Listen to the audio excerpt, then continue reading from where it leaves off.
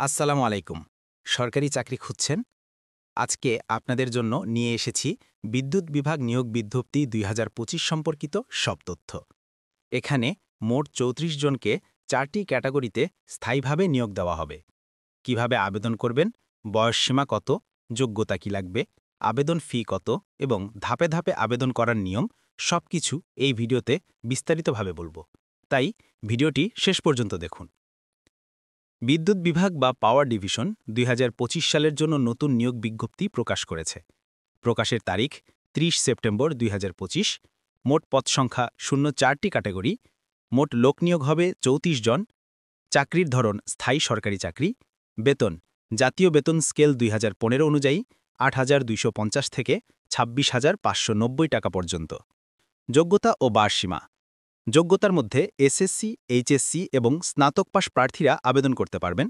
পদের উপর নির্ভর করে আলাদা আলাদা যোগ্যতা লাগবে। বয়সসীমা হবে ১ অক্টোবর ২০২৫ তারিখ অনুযায়ী। সাধারণ প্রার্থীর বয়স ১৮ থেকে ৩০ বছর, কোটাধারীদের ক্ষেত্রে ১৮ থেকে ২৫ বছর। আবেদন করার সময়সীমা আবেদন শুরু হবে ৭ অক্টোবর ২০২৫ সকাল ১০টা থেকে এবং আবেদন শেষ হবে ২৭ অক্টোবর ২০২৫ বিকেল ৫টা পর্যন্ত। এই সময়ের মধ্যে অবশ্যই আবেদন সম্পন্ন করতে হবে।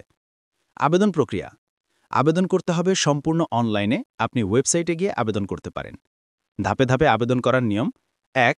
ওয়েবসাইটে গিয়ে অ্যাপ্লিকেশন